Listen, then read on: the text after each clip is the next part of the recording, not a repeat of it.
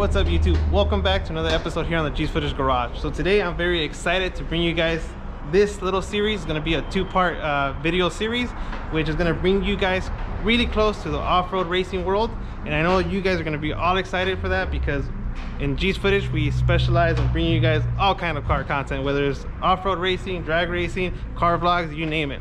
So today I'm here in Compton, California at a shop called THRILLZ that specializes in building off-road Ultra 4 racing trucks. And as you guys can see here, we have wicked gnarly trucks like this one here.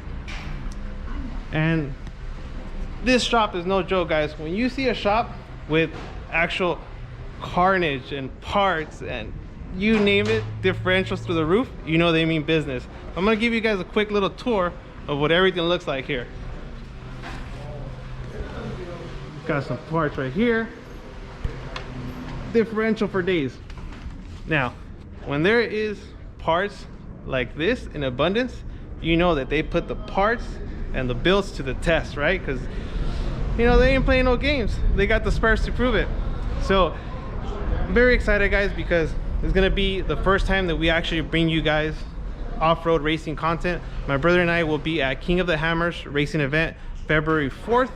I believe it's February 4th. I'll confirm that day with you guys. Put it down in the comments. So we'll be vlogging that racing event for you guys.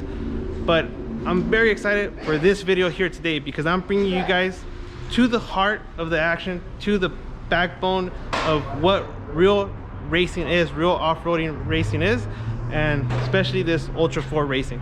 So first thing I want to show you guys is the Jeep that's going to be at the event.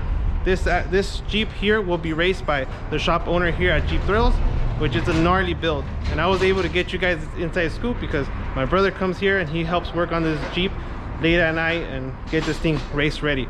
Now it may seem like to me, it might seem like it's not gonna make it, but they say they're gonna be having this thing ready in 2 days.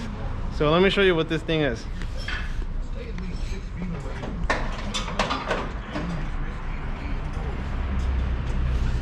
So obviously I have no idea what I'm looking at here, right? Because I'm not into Jeeps. So I'm gonna call over the shop owner, Alber, here, and he could tell us a little bit more about the shop, a little bit more about his Jeep, and what it really takes to race one of these machines and really push it to the limit.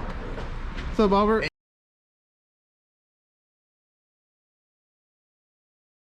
How you doing? My name is Alber C from Compton, California, and welcome to my shop. This is THRILLZ Off-Road, and we've been here for 20 years. I've been doing these for about 30 years.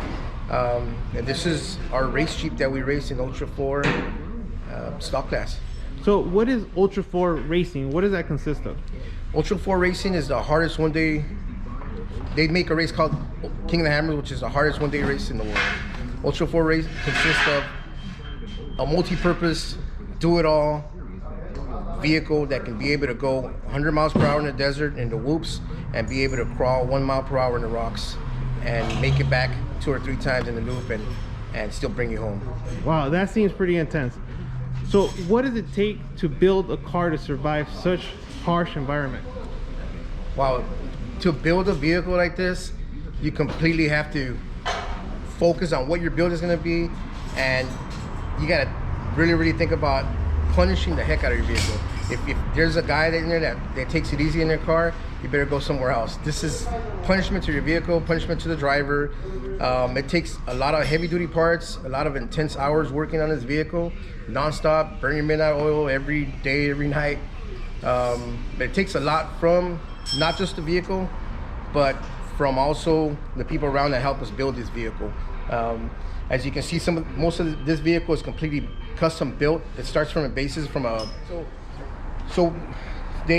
Ultra 4 is pick your poison. So I picked an 06 Jeep Wrangler Unlimited. Anybody can race whatever they want. Anybody can run what you run, as long as you meet the criteria. There's rules and regulations and safety rules that you have to follow. And if it meets all the criteria, you pass safety inspections, you can race it. So if you want to pick a 4-cylinder Suzuki Samurai, you can build that. Or if you want to build the SRT8 Grand Cherokee that's independent front suspension, you can build that, but you have to meet the criteria of fitting 35-inch tires on that without cutting tire wells and stuff like that. So why is this vehicle here? What made you build this vehicle here? The 06 Jeep Wrangler Unlimited, they made them. The Unlimited's 13 inches longer, I believe, than a regular TJ. So they call this Jeep the Holy Grail. The ultimate perfect wheelbase is 113 inches of wheelbase. That's perfect for the rock crawling, for going over obstacles. And this vehicle has that wheelbase. So that's why I picked this vehicle. And it has done phenomenal in the rocks, dirt, everywhere. I mean, I've raced this vehicle from across the country all the way down from Kentucky. So if you're into this type of racing, this is a Jeep you want. If you want to build something that's capable, this is what you want to build. And LJ has a larger wheelbase on it. Will a vehicle like this give you the slider edge at the racetrack? Sure, of course. This will give you a more advantage because of the wheelbase again. If you pick a Suzuki Samurai or a Toyota, might be over the 113 wheelbase or under the 113 wheelbase. And the rule is you can only stretch your vehicle 2 inches, so you can't stretch suspension farther than what your vehicle has. So this is the perfect suit for that type of racing. This is the perfect candidate to race that. So, okay, that's all great, but what needs to be powering this thing? How much power you need to get through that terrain? Because I know you said you go over 100 miles an hour, right. You go rock crawling. What do you need to power this thing? So this vehicle right here, the main thing is you got to keep the original motor. You can naturally aspirate. It has to be naturally aspirated, no turbochargers, no superchargers. You can stroke it, whatever you want to do with it. Keep the original power plant. Keep the original transmission. You can change the transfer case, and you can change the front and rear axles. This vehicle, I went with 1-ton axles front and back, and I put an Atlas transfer case on it, 2-speed billet custom transfer case on it. I kept the original motor, which is the 4.0 liter 6-cylinder motor, and it's stroked out to a 4.9. So it's got a little bit more horses than the original was. One original was 190 horsepower. This is running 350 horsepower out of a 6-cylinder. So it's got all the goodies in it. It was professionally built here at my shop by me and some of my workers. And you said this vehicle has been tried and proven. It's been out on the racetrack a couple of times and won championships, right? So this vehicle is a proven vehicle. So everything on this vehicle has surpassed all the challenges of desert racing, rock crawling, mud bogging, jumping, flying, everything. This is a proven championship vehicle, and I've won a few championships. I've won the national championship for the West Coast, and I've also won the national championship for the East Coast. So, you know, I'm from the West Coast, and I won the West Coast. That's awesome. Trippy. Way to represent. That's awesome. For sure. Got it. That's definitely something to applaud right there, representing for the West Coast. Thank you. But no, you have an incredible machine here. I'm impressed by it. I'm so amazed that you say that you can make this thing done in 2 days. How is that possible? It seems like there's a lot of loose ends. What still remains to have this thing ready to go? As you can see it with the naked eye, it's missing the hood, cowl, windshield frame, doors, and some of the interior parts are gone. And the reason we do that is it's easier for us to work on the vehicle. If we want to work on a certain area of the vehicle, we'll pull the complete interior off it, which is only 2 race seats in it. We'll pull the complete seats out, and then we have access to all the electrical components in there, make sure we tidy every wire up and stuff like that. And then we put it back together. To me, it looks like it's 90% done, but to somebody that doesn't know a vehicle may think that I'm just crazy.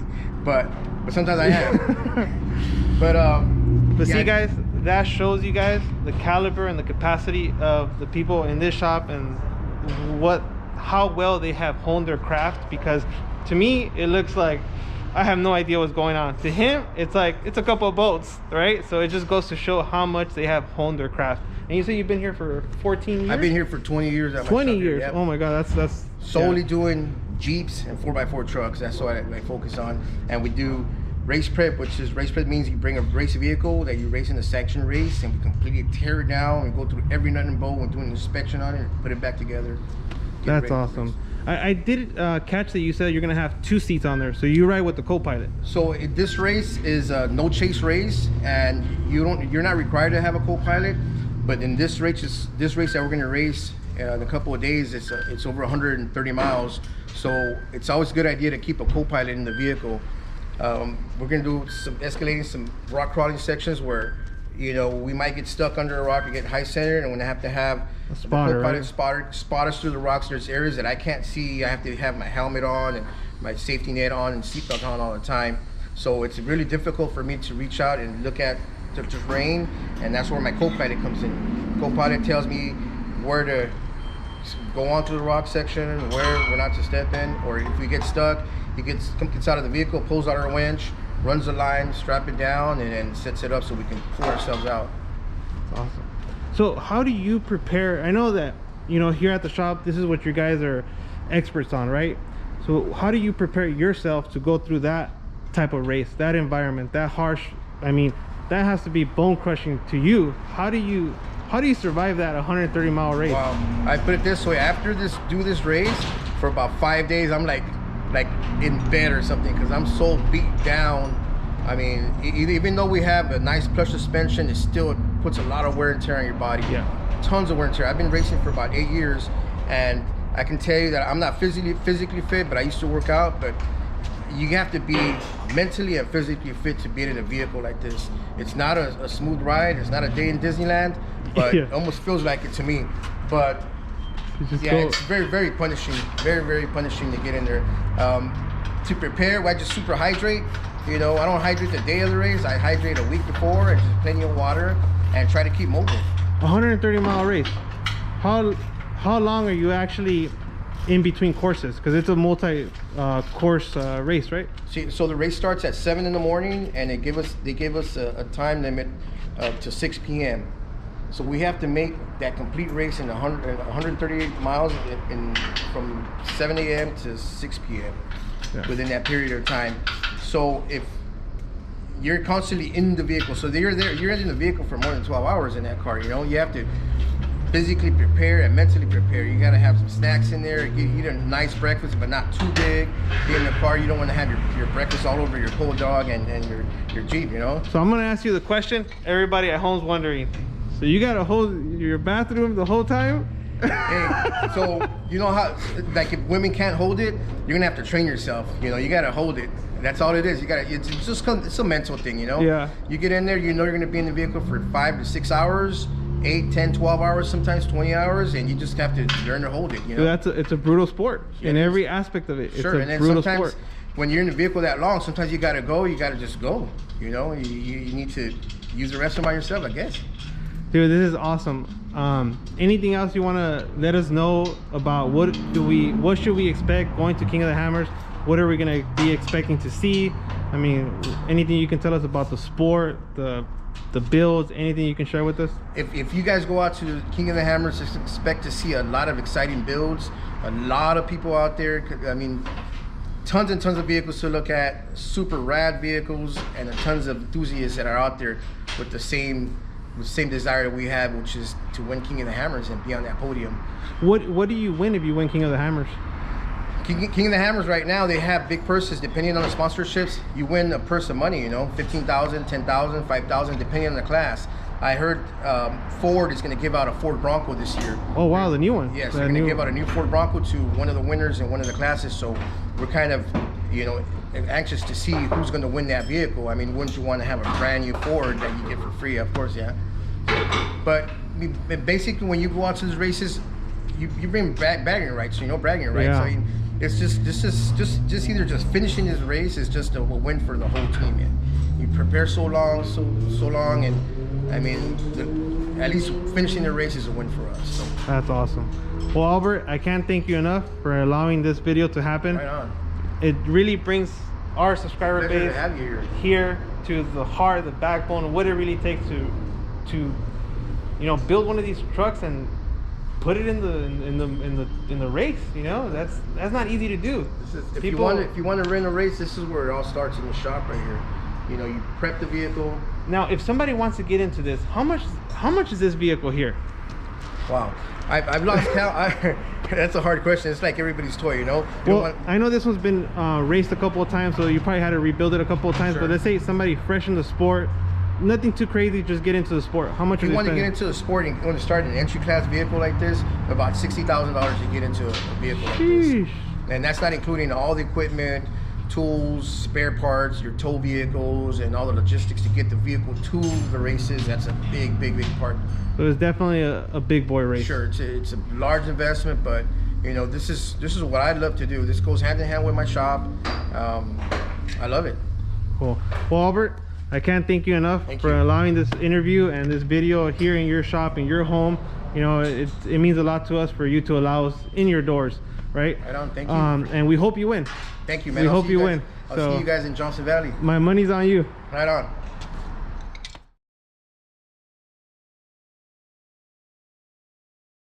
Switch right here.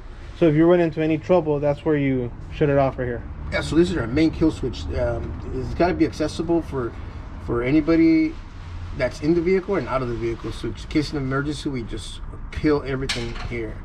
Everything dies except our radio and our winch. Really? So you kept your radio out? Yeah, so you keep your radio for communication and your Oh, winch. okay, that radio. Yeah, well this one, Yeah, our your communication radio stays radio. on, and our winch for safety. And then we have an external cutoff switch back there. And then we have 3 10-pound fire extinguishers mounted throughout the vehicle, and we mount them here close to the back.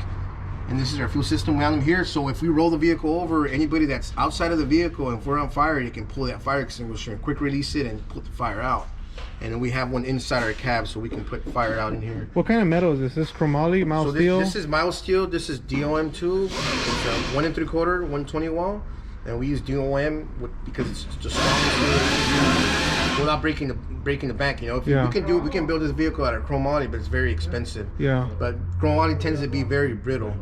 It's really, really strong, but it becomes very brittle. Yeah. Especially for an off-road vehicle, they flex a lot.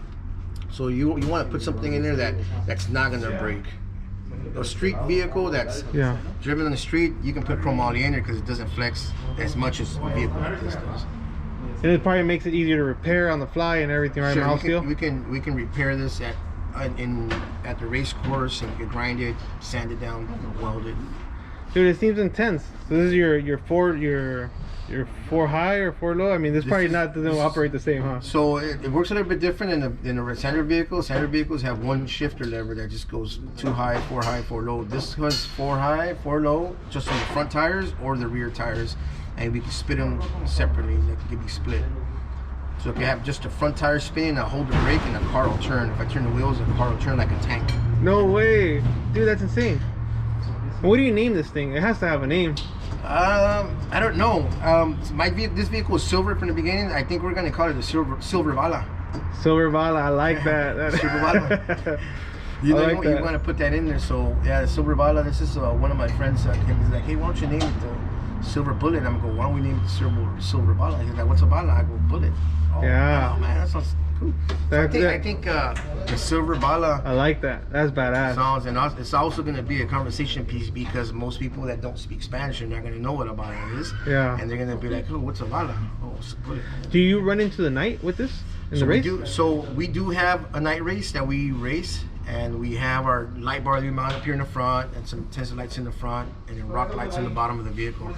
But I've raced this vehicle at night, and it's intense. Yeah. Racing at night, it's a whole different ball game. Hey, so if you get stranded out, if something happens out there in the night, I mean, you're out to fend for yourself?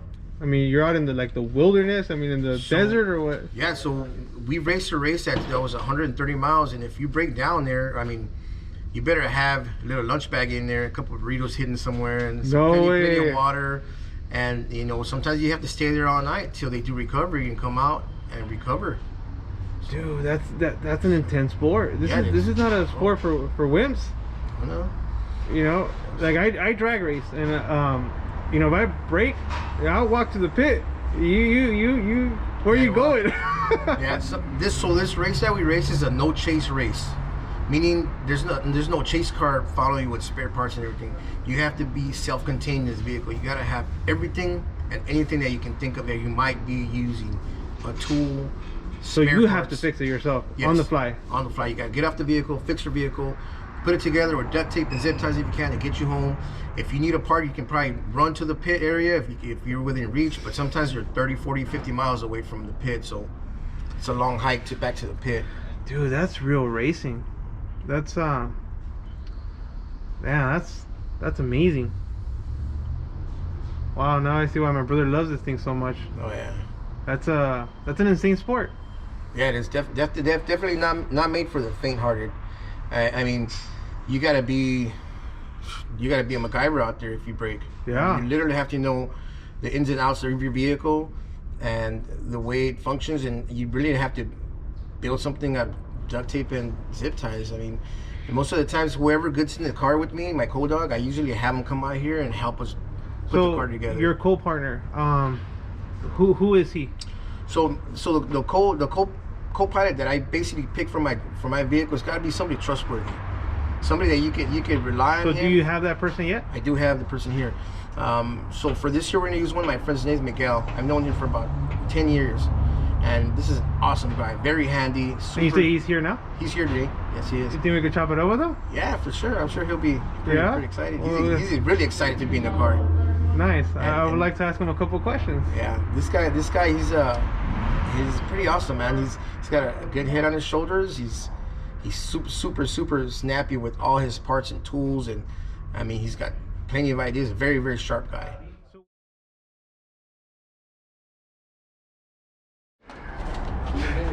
All right, guys, and here I have Miguel. He's actually a mechanic that actually turns wrenches on this majestic beast here, and he's actually going to be the co-pilot. So what's up, Miguel? Tell me, are you ready for this race? I'm ready. I think I'm ready. It's, you gotta mentally prepare yourself and you know, just hope for the best. But I mean, that comes with I mean, you put hands on this Jeep, right? I put a few hours into this thing. I mean, throughout the seasons, you know, I stuck around and so you know this Jeep in and out. For the most of it, yeah. I mean, most of it, it's pretty basic. I mean, like any other vehicle, you know, you got your fuel suspension, you know, your transmission, transfer case, your axles. I mean, you know, once you start, you know, going, you have no choice but to try to figure out if, you know, when something breaks, or you know, just do your best and then you'll know how to fix it because you put it together. Yeah. So you're the perfect candidate to be out there on the field, on the course, with Alber out there. He's got faith in me, so that means a lot to me. So. Yeah. Dude, I'm just amazed of, like, I see all this, I have no idea what none of this does, man. And I've been around cars my whole life, and I see this as like a science project out of this world. Yeah, I mean, a lot of man hours. I didn't put much hands on this vehicle, but I mean, I'm starting to now because I got to get familiar with it. You know, it's gonna be my first race with Albert, and you know, I don't know what I'm getting myself into, but do you plan on building, you know, your own as a driver one day? Or do you have something? Yeah, I do have my own Jeep. I have a '92 Wrangler. It's a YJ. It's basic, you know, leaf suspension. It's nothing intricate like this, but eventually I'll probably, you know, make it my own toy, and probably not as sophisticated as this, but you know, but more of like a street class kind of thing. Yeah, just something intermediate. That's awesome. Well, Miguel, I can't thank you enough for allowing this interview, and I know you guys are working, so I'm not gonna take more time from you guys, but thank you guys, I appreciate it. Yeah, no problem, man. So hope you guys win out there. Thanks, man. Full of hate, Wrecking Ball, Chocolate Thunder, Jack North, Jack Hammer, Devil Slide. You're gonna go through all this terrain. Yes. So the marked out section is our first lap. So we start here, Hammertown. We come out here, all the way up here, come down here, come back to Hammertown, and then cut this way and go out to our rock sections. This is all the rock areas over here, and all the coordinates up here at the top. Wow. And these are the type of vehicles that will be out there. Yes. Man, you got competition will be stiff, huh? Oh yeah, it's always stiff. Sheesh, this is insane. I can't wait for this. Well, we bring it too. Yeah, no, I can see. Okay, guys. Well, that's gonna conclude today's episode. I gotta say, guys, I'm really excited for King of the Hammers race going down February 4th. We're gonna go real early in the morning. We're gonna cover the racing event. We're gonna cover all the race trucks, some behind the scenes with the racers, and it's gonna be hella fun, guys. So you guys are not gonna want to miss this little series. This video is gonna drop a little bit early, about a week prior, in anticipation of the big race, right? Last thing I heard, because this video was actually filmed a couple days ago, I talked to my brother today, and he said that Jeep is ready to rumble. So that Jeep is definitely going to make it to King of the Hammers, and is going to be competing, and we're going to be out there to film it, guys. So don't miss this. I hope you guys enjoyed this inside scoop. What it really is, what racing really is, what competing is really like. You know, it's not what the Discovery Channel and all these other places make it seem like. It's, you know, real nice, clean epoxy floors, and, you know, there's nothing like that. It's actually, you know, the struggle is real, the hard work is there, and, you know, it's intense, guys. It's intense. But my hat goes off to Jeep Thrills. Albert, the shop owner, he is an amazing person. He allowed us to go into his shop, interview him, take time away from him during crunch time. While he needs to get his Jeep ready, he still, you know, spared a couple of minutes to talk to us. Kind of gave us a little bit of a perspective of what it is to be out there, and, you know, everything from the build itself to the racing action to behind the wheels to choosing a co-pilot. I mean, that's like you're inside the brain of the racer, man. That's dope. But yeah, guys, huge shout out to Jeep Thrills. If you guys need anything, they're located in Compton, California. I'm pretty sure that Albert will be more than happy to help with any of your builds needs. And we hope he wins out there, guys. And we'll see you guys at King of the Hammers.